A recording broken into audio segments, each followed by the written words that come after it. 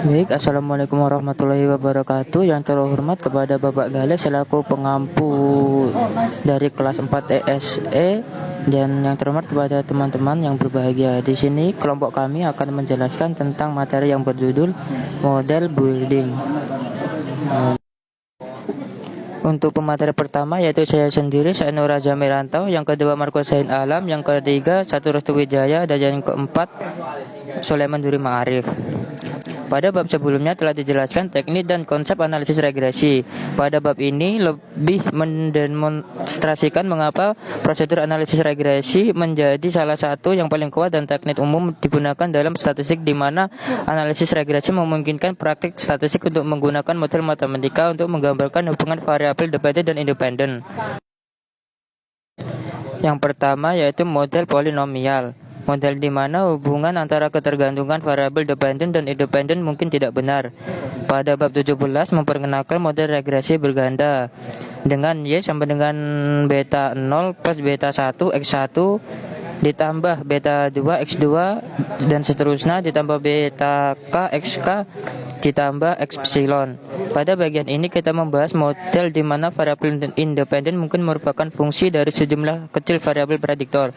Bentuk paling sederhana dari model polinomial yaitu Y sama dengan beta 0 ditambah beta 1 X ditambah beta 2 X pangkat 2 dan seterusnya ditambah beta P X pangkat P ditambah epsilon. Secara teknis ini adalah model regresi berganda dengan P variabel independen.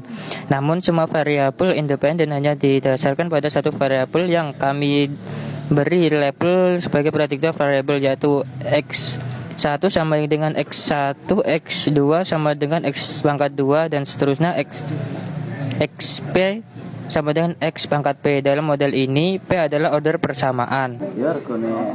Model yang pertama yaitu model order pertama.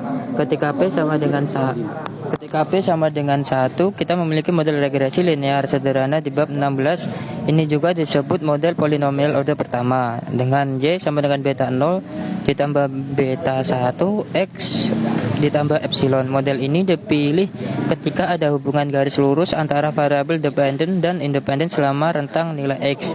Yang kedua yakni model order kedua dengan P sama dengan 2. Model polinomialnya adalah Y sama dengan beta 0 ditambah beta 1 X ditambah beta 2 X pangkat 2 ditambah epsilon.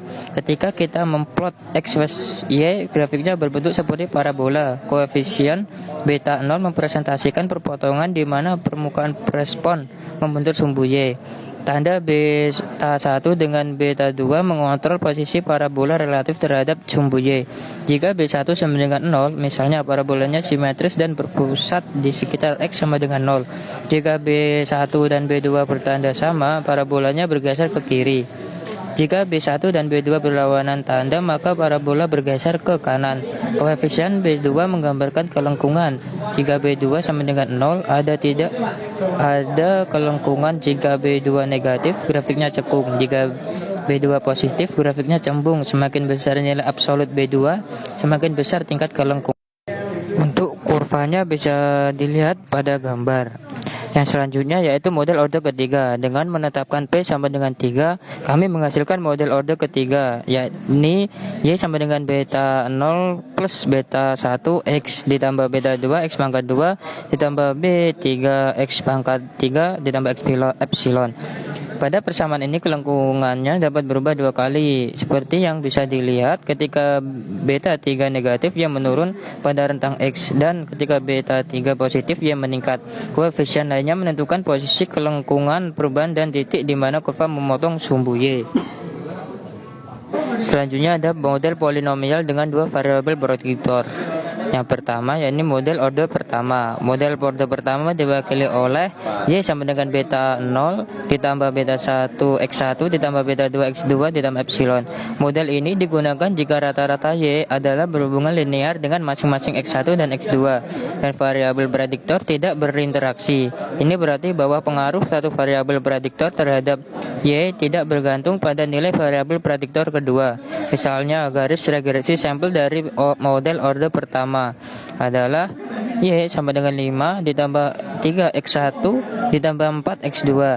Jika kita menguji hubungan antara Y dan X1 untuk beberapa nilai X2, misalnya X2 sama dengan 1, 2, dan 3, kami menghasilkan persamaan yang bisa dilihat pada gambar. Satu-satunya perbedaan dalam 3 persamaan adalah intercept. Koefisien X1 tetap sama, yang berarti bahwa pengaruh X1 terhadap Y tetap sama, berapapun nilai X2-nya. Model order pertama tanpa interaksi menghasilkan garis lurus paralel.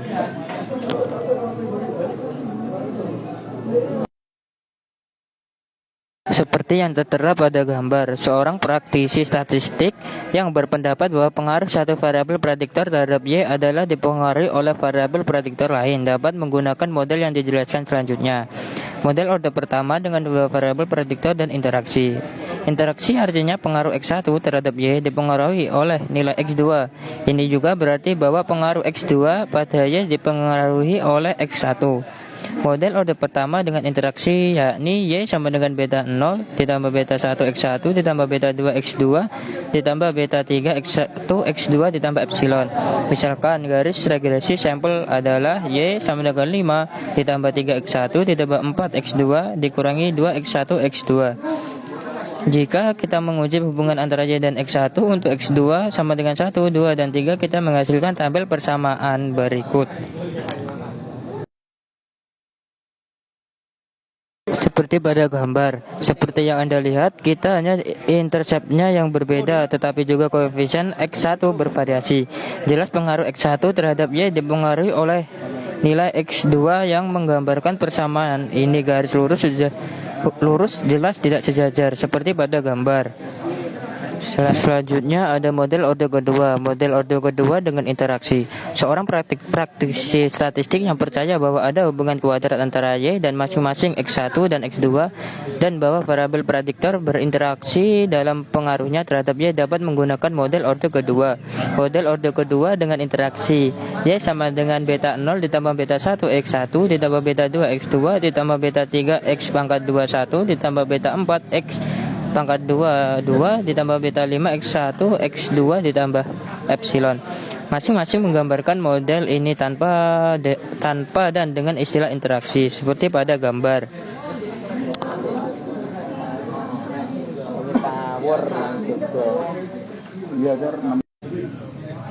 Variabel independen nominal ini memperkenalkan variabel indikator yang memungkinkan menggunakan variabel independen nominal dalam analisis regresif. Semua variabel harus menjadi interval, tetapi dalam banyak kasus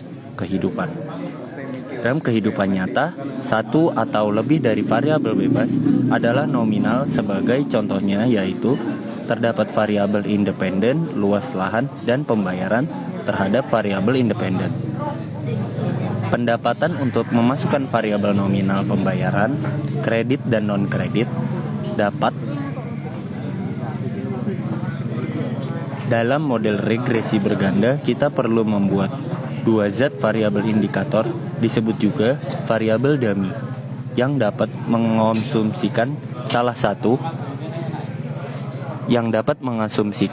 satu dari hanya dua nilai atau besarnya 0 dan 1. Di mana 1 mewakili keberadaan suatu kondisi tertentu dan 0 menunjukkan bahwa kondisi tersebut tidak berlaku. Tentukan kesimpulan apakah yang terdapat pada data ini. Diketahui datanya sebagai berikut. Kita masuk ke Excel. Untuk datanya telah disiapkan menu data, kemudian klik data analisis.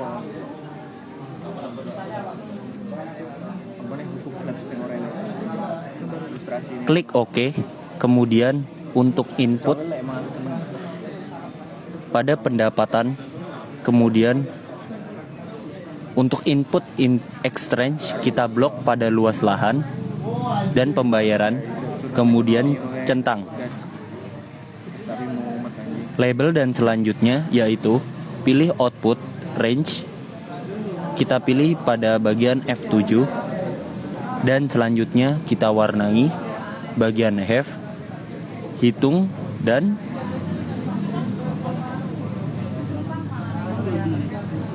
selanjutnya kita mencari F, hitung dan F tabel caranya seperti tadi. Untuk tabelnya yaitu sama dengan F INF buka kurung 0,05217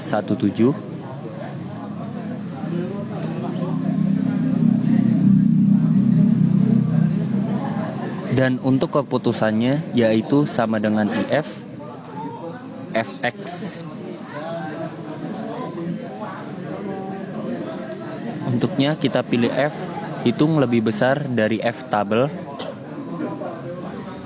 Untuk value kita ketikkan H0 ditolak, untuk values kita ketikkan H0 diterima. Kemudian klik OK.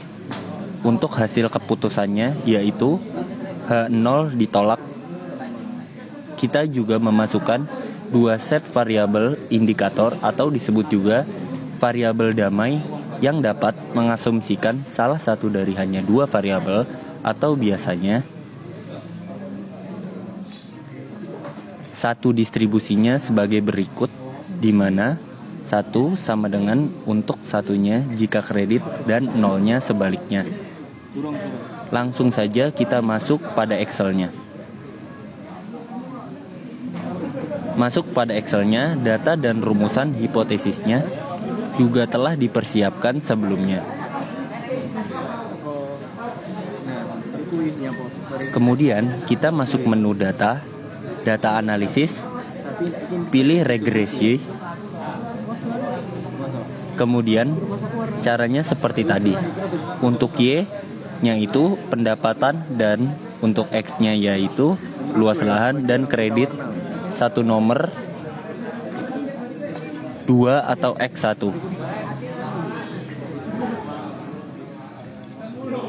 Dan setelah selesai, kita dapatkan hasilnya sebagai berikut. Langsung saja kita warnai pada F hitung dan P value.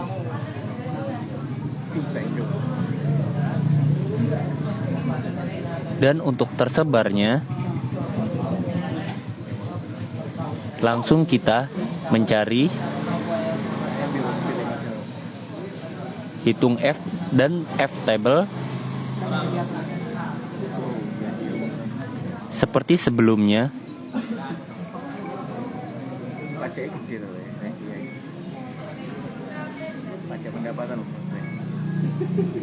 Nilainya bersama langsung kepada keputusan yaitu sama dengan IF, caranya juga seperti tadi. Sama seperti sebelumnya.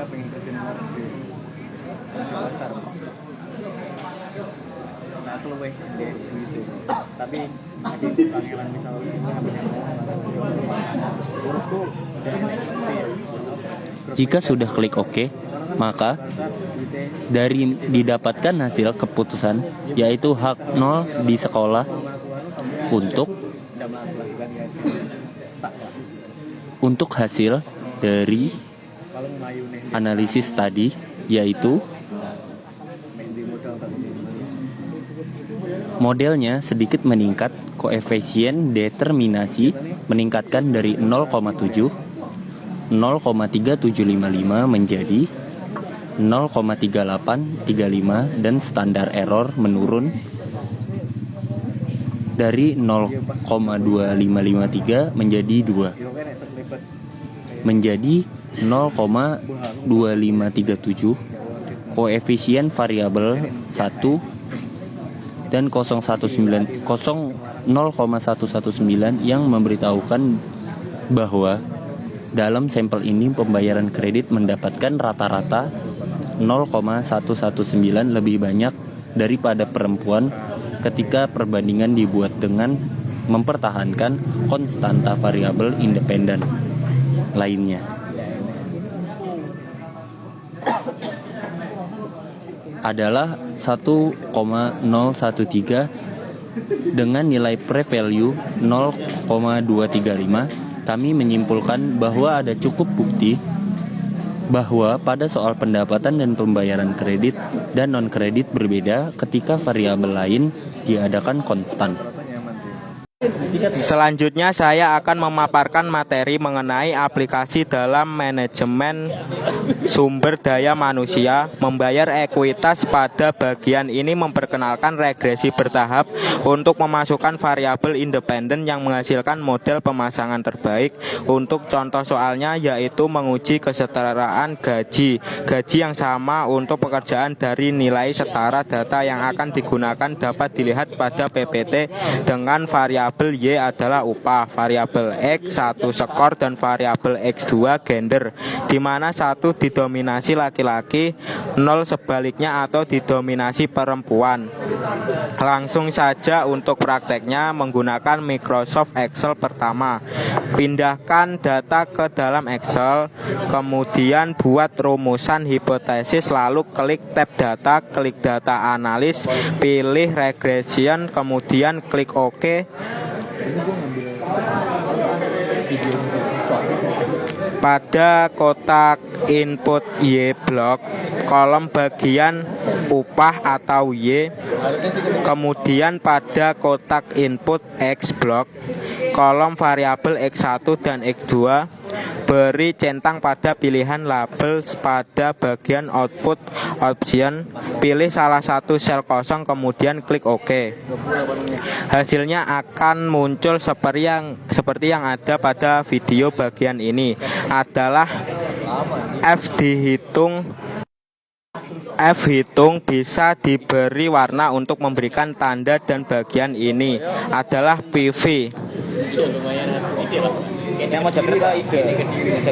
Selanjutnya copy F hitung yang ada pada output tadi. Kemudian untuk menghitung F tabel menggunakan rumus sama dengan VMV buka kurung, kemudian tutup kurung, enter.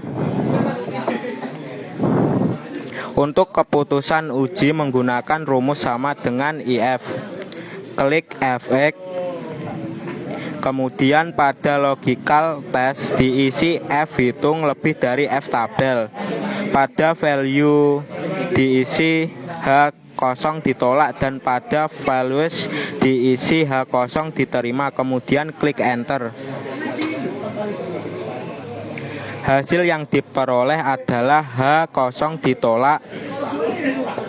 Berdasarkan hasil uji tadi dapat ditafsirkan ada penerapan ini tidak dapat menerapkan inferensi statistik biasa karena 8 pengamatan mewakili seluruh populasi yang dipertimbangkan. Sebagai gantinya kami hanya menggunakan koefisien minat. Dalam kasus ini kami menemukan bahwa pekerjaan yang didominasi laki-laki dibayar rata-rata 63 lebih banyak daripada pekerjaan yang didominasi perempuan.